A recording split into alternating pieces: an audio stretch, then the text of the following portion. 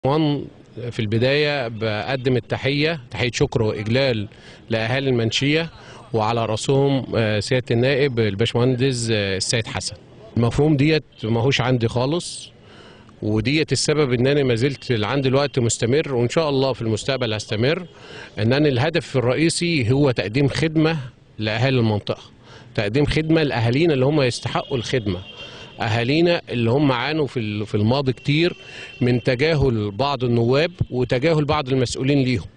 أنا عايش في منطقة ريفية، منطقة قروية، يعني تعداد سكانها كبير جدا يتجاوز الملايين، مناطق كلها محرومة، لأن تعاقب عليها نواب كثر، كان كل همهم الكرسي ليهم، كان كل همهم مصلحتهم الشخصية، كان كل همهم تكوين إمبراطورية خاصة بهم وبعائلاتهم. الناس هي آخر حاجة ممكن يفكروا فيها، المواطن البسيط الغلبان هو آخر حاجة ممكن ينظروا له.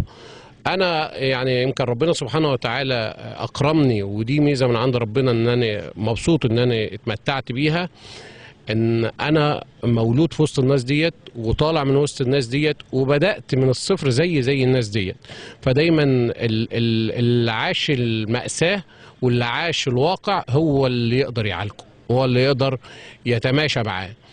للاسف الشديد في الماضي القريب كان عندنا واحد يسمى عضو مجلس نواب سابق، دخل، انا بتذكر جدي رحمه الله عليه الحاج احمد خليل ابو العلا، كانوا في بني عبيد بيلموا للمرشح ديت فلوس عشان يجيبوا له الدعايه في سنه 90. يشهد الجميع ويشهد اهالي بني عبيد بالواحد ان جد احمد ابو العلا رحمه الله عليه وهم بيلموا في المضيافه في بني عبيد للمرشح ديت عشان يدخلوه انتخابات، فبيلموا 100 جنيه 200 جنيه من كل واحد. جد احمد ابو العلا اللي صاحب الفضل عليه قام مطلع 2000 جنيه، قال لهم احمد ابو العلا بيدفع بقيمته، فدفع له 2000 جنيه يصرف على الدعايه بتاعته. تعشمنا فيه الخير وتأملنا فيه الخير، بس للأسف الشديد برضو المنصب والسلطة خدوه ونسى أهله وناسه، وبدأ يعمل إمبراطورية خاصة بيه، خاصة بأهله، خاصة بناسه، خاصة بحاشيته. فأنا مش عارف الناس ديت مش هتتحاسب، الناس ديت مش عارفة إن في يوم هيبقى فيه عقاب وحساب، الناس ديت مش عارفة إن الناس الغلابة اللي بينتخبوهم واللي بيجروا وراهم واللي بيضحوا بحياتهم عشانهم إنهم هيتحملوا وزرهم. مش عارفين ان الناس دي اولى بالخدمه، مش عارفين بدل ما تدخل لي لاخوك ابن اخوك او اولاد اخوك شرطه او ابنك شرطه او جوز بنتك شرطه او ديت مصلحه حكوميه او وظيفه هنا او هنا. مش في ناس غلابه تستاهل الخدمه ديت؟ مش في ناس غلابه مشت وراك واجتهدت عشان تنجحك ودفعت من قوتها وكانت بتدفع فلوس من جيبها عشان تنجحك، عشان املها في ربنا ثم فيك انك تخدمها وتنجحها؟ انت طالع على اجساد الناس دي، طالع على معاناة الناس دول، انت عملت لهم ايه؟ وجاي الوقت بتقول انا عملت عملت ايه؟ ايه اللي انت عملته؟ للاسف الشديد ديت الموروث السيء اللي الناس خدته انطباعات عن اعضاء مجلس النواب، انهم بيعملوا مصالحهم، بيعملوا لاهاليهم، بيعملوا لذاتهم، بيعملوا امبراطوريات خاصه بيهم. فديت اللي كنت بتمنى من ربنا انه يوفقنا ان احنا نقدر ننجح او نقدر نساعد الناس دول بالكارنيه او بالسلطه، لان احنا في مصر برضو للاسف الشديد عندنا انه صاحب السلطه صاحب النفوذ هو اللي بيقدر يتنفذ له المتطلبات بتاعته. انما للاسف الشديد انا دلوقتي لما بروح بسعى ان اساعد حد بقدر اساعده على قد امكانياتي، انما اما باجي اقول يا جماعه حطوا ايدكم في ايدي ان احنا نساعد الناس ونخدم بما يرضي الله ونخدم الناس، كل واحد مستاهل حاجه او حقه في حاجه ياخدها، ما بنلاقيش. المشاكل اللي احنا بنواجهها في الفتره الحاليه ان تجاهل بعض المسؤولين للاماكن الريفيه. يعني انا عندي قرى معزوله عن الحياه، معزوله عن العالم، ما فيش طريق ليها، الطريق بتاعها ترابي، مجرد ما الدنيا تمطر ما تعرفيش تطلعي من البلد. في حالة عاوزة توديها مستشفى، في حالة وضع، في أي شيء طارئ ما تقدرش تعدي ليه، في لا مؤاخذة حريقة إسعاف هيقدر ما يقدرش يخش البلد. فبالنادي بين المسؤولين إن الطرق ديت راعوا الناس فيها واعملوها لهم. فيجي مسؤول يجي يقول لك احنا بنعمل دراسه هل القريه ان فيها عدد سكان يستاهل او ما يستاهلش. دول بني ادمين، دول من حقهم انهم يتخدموا، كتار او قليلين لازم تقدم لهم الخدمه. الدستور بيقول كده الحق او الرعايه الاجتماعيه مكفوله للجميع. احنا فين الكلام ده؟ ما فيش الكلام ده للاسف الشديد. في بعض الناس بتيجي تطلب منها خدمات لناس تستحقها ما بيقدموهاش ليك، بس مجرد ان يروح لهم واحد واسطه او واحد كذا بتتحقق له الخدمه. احنا في عهد الرئيس عبد الفتاح السيسي وفي عهد الرقابه الاداريه اللي هي شغاله بجد دلوقتي بنتمنى ان الامور دي تتعدل، بنتمنى ان الامور دي تتغير، اللي يستاهل حق ياخده. انا عاوز دلوقتي ابني الناشئ الصغير مربيه واقول له اجتهد عشان تطلع كذا مهندس دكتور وكيل نيابه قاضي في المستقبل، يكون عنده الثقه انه هيطلع. انما انا باجي بقول لابني الصغير اجتهد عشان هتطلع وكيل نيابه او هتطلع دكتور او هتطلع ضابط، يقول لي يا بابا ما فيش واسطه مش هنجح.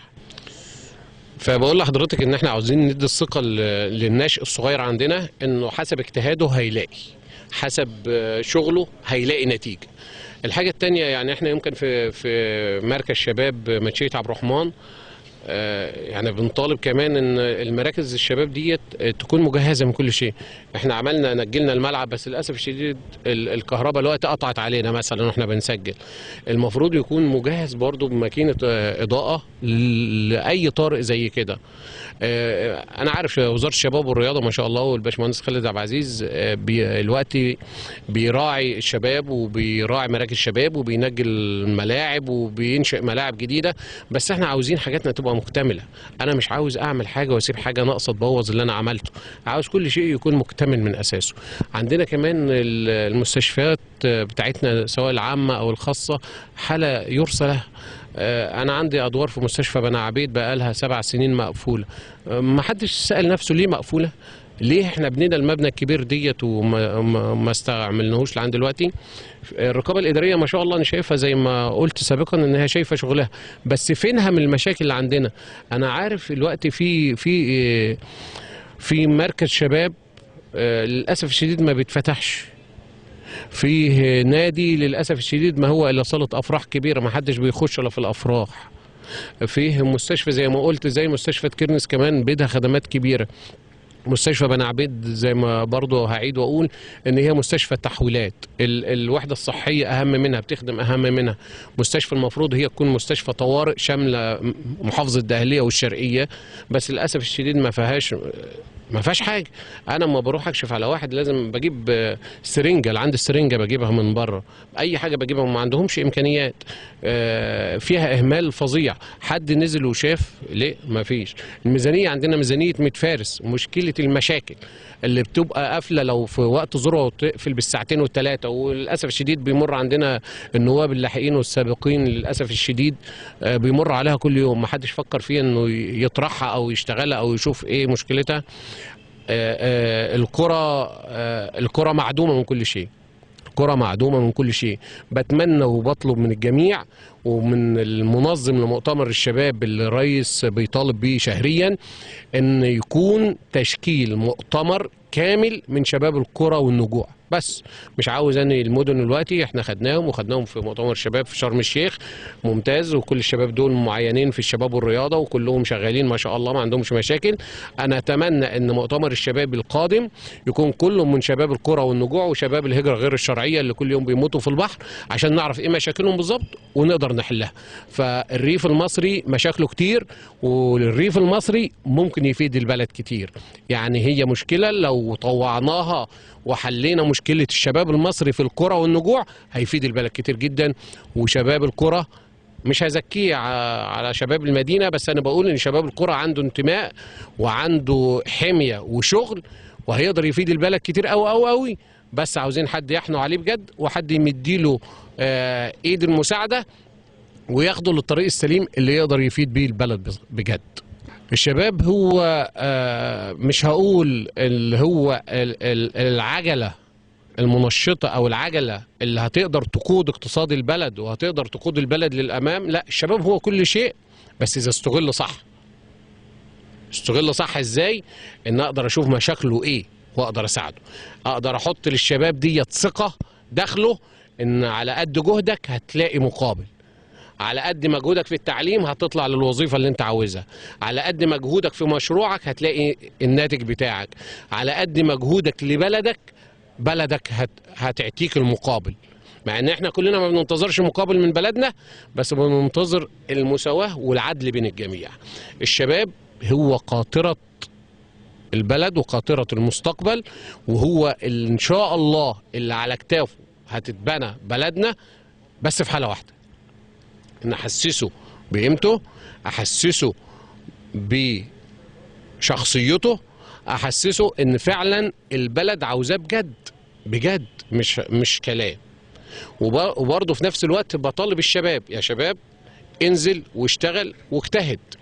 انا احيانا الشباب بيتكلم حلو قوي قوي قوي، بس وقت الانتاج او وقت العمل ما بلاقوهوش للاسف. بعض الشباب مش الكل يعني.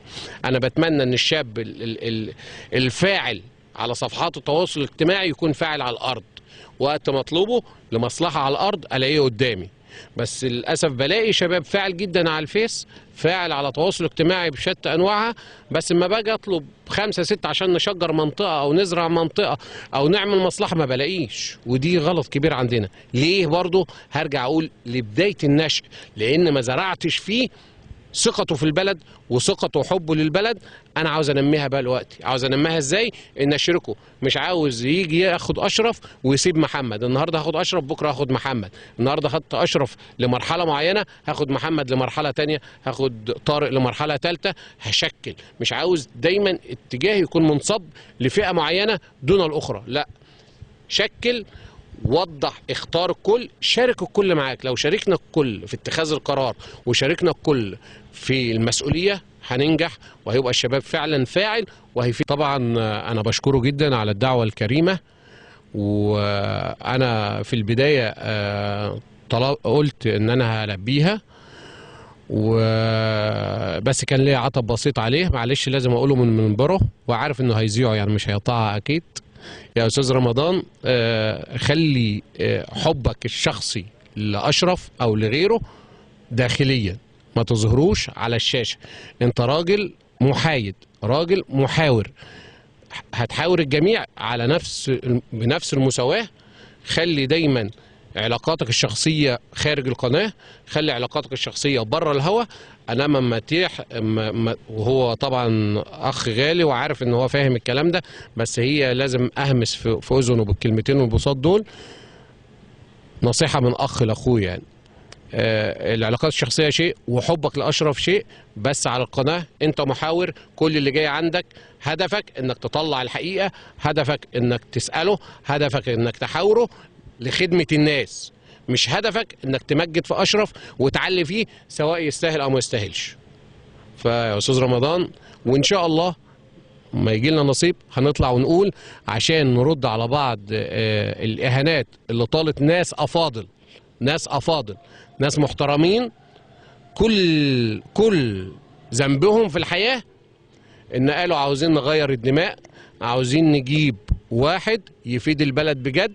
خلاص الماضي القاتم عاوزين نغيره. طلعوا اتشتموا وطلعوا متوظفين فوق السن، وطلع منهم واحد جوز اختي، مع انه والله اتشرف انه يكون جوز اختي. وطلع ان واحد قليل الاصل عشان جاب جوز اختي ومشى معايا في انتخابات. لو ما مشاش معايا في الانتخابات وهو جوز اختي يبقى هو كده قليل الاصل. انما جوز اختي ويمشي معايا في الانتخابات يبقى قليل الاصل ازاي؟ يعني مش عارف.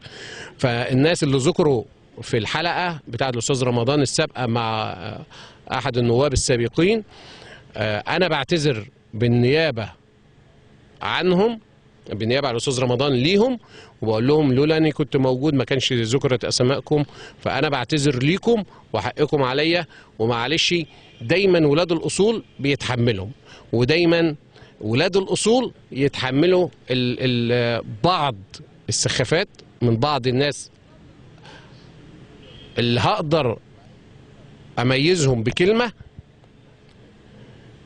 انه نسى الماضي القريب الكل فاكره. الماضي لو اي حد سؤال عليه هيشور عليه واضح للجميع. فانا بتقدم بالاعتذار عن ما صدر في القناة الحدث اليوم لبعض الشخصيات المحترمة زي الأستاذ محمد عوض السيد، الأستاذ منصور إبراهيم، الأستاذ حسام هاجر. فأنا بعتذر نيابة عن قناة الحدث لذكر أسمائكم في لقاء، ولكن هي دي الحياة. فأنا دلوقتي في مركز شباب منشية عبد الرحمن. هعيد كلامي في البداية وهقول بتقدم بالشكر والتحية لكل الشباب المحترم اللي استضافنا النهاردة، وبتمنى ان نقدر ان احنا نقدم للشباب دي حاجة بتفاعلهم معانا وايدنا في ايدهم برضو ان شاء الله للمستقبل. وبتمنى من المسؤولين ان احنا نراعي القرى ونراعي مراكز شباب القرى. عندنا ملعب شباب في الربيعة عاوز تنجيل، نفس الشيء. عندنا ملعب شباب في قرية أبو المعاطي الباز قدمنا له أكتر من طلب عاوز تنجيل. عندنا مستشفيات زي مستشفى هنا منشية عبد الرحمن، مستشفى منشية عبد الرحمن متهيألي عاوزة خدمات كبيرة طبعا من البركة في الباشمهندس سيد حسن. احنا عارفين ان هو لا يكل ولا يمل من خدمة الدايرة ومن خدمة منشية عبد الرحمن، بس برضو دايما بنقول ان عاوزين خدمات اكتر للريف، عاوزين خدمات اكتر لاهلنا في الريف لانهم بجد يستاهلوا.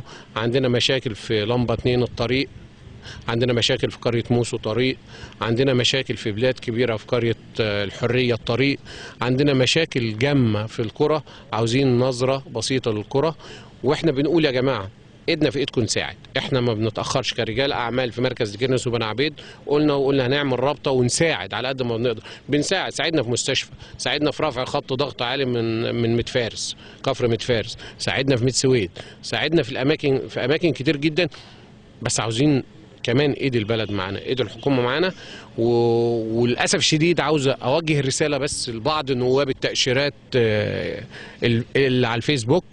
يا جماعه الناس ما عادتش بتاخد من الكلام ده، الناس عاوزاكم على ارض الواقع.